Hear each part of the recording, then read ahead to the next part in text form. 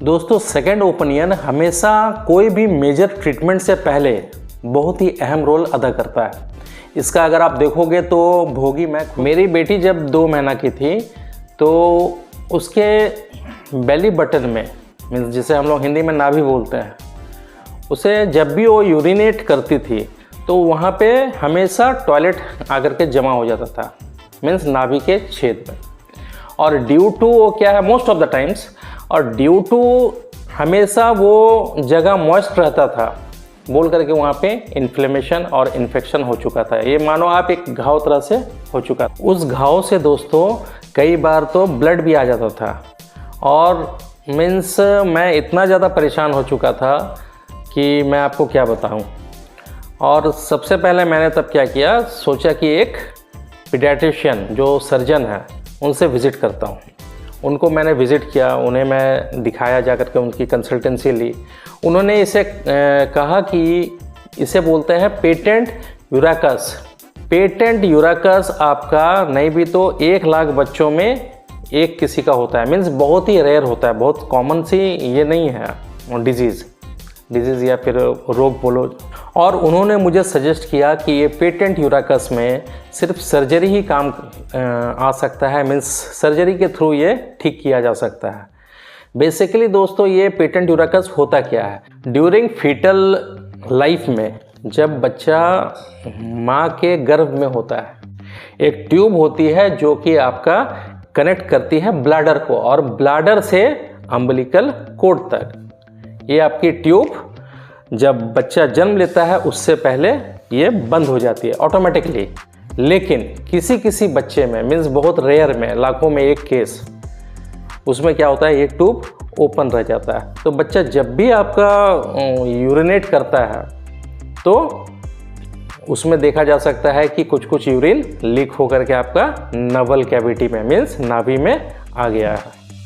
अब जब दोस्तों डॉक्टर ने कहा मुझे कि इसे सर्जरी मस्ट है और उसमें 4 से 5 लाख रुपए का खर्चा है, तो मैंने क्या सोचा, मैं सोचा कि क्यों ना मैं सेकेंड ओपिनियन लूँ। सेकेंड ओपिनियन मैंने लिया डॉक्टर नवीन थॉमस से।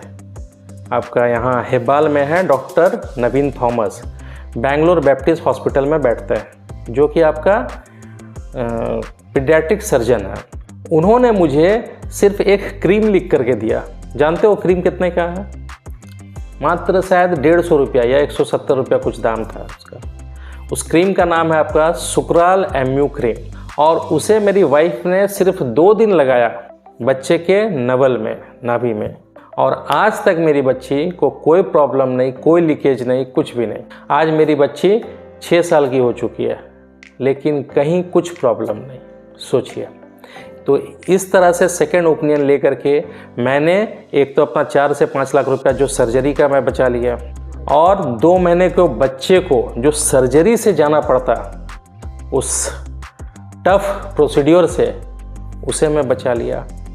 तो इसीलिए दोस्तों क्या है कि कम से कम आप कहीं भी कभी भी कोई मेजर डिसीजन ले रहे हैं, कोई भी सर्जरी के लिए या फिर कोई ट्रीटमेंट के लिए भी, सीरियस ट्रीटमेंट, अगर लाइफ थ्रेटनिंग डिजीज़ है और सीरियस कोई डिसीजन ले रहे हैं, तो उससे पहले मैं आपको ज़रूर सजेस्ट करूंगा कि second opinion, third opinion, fourth opinion, fifth opinion, sixth opinion, आप जाइए, लोगों से, डॉक्टरों से मिलिए, क्योंकि सबका अलग अलग एक्सपीरियंस होता है और सबका अलग अलग ओपिनियन होता है, और सब होते हैं वो पर्टिकुलर स्पेशलाइज्ड फील्ड के ही। सपोज अगर न्यूरो में दिखाना है तो न्यूरो के अलग हैं, आपको ओबीजी में दिखाना है मीन्स आपका गायनिक में, तो उसके अलग है। उसी जो स्ट्रीम है उसी स्ट्रीम में कम से कम आप 2, 3, 4, 5 ओपिनियन लीजिए डॉक्टर्स के, तो उसमें आपको निकल करके आएगा, आपको डिसीजन लेने में सुविधा होगी कि हाँ मुझे इस मेजर सर्जरी के लिए जाना है या नहीं जाना है।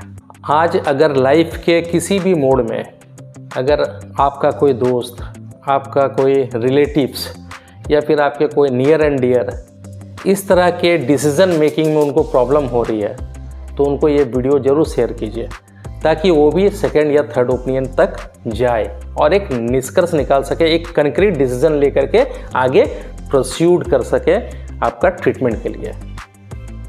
अगर आप लोगों को वीडियो अच्छा लगा है तो इसे लाइक कीजिएगा, अगर चैनल में नए हैं तो इसे सब्सक्राइब कीजिएगा, और इस तरह के अगर और नॉलेजेबल वीडियो देखना चाहते हैं तो बने रहिए हम लोगों के चैनल के साथ। मिलते हैं फिर अगले वीडियो में नए टॉपिक के साथ। तब तक के लिए नमस्कार।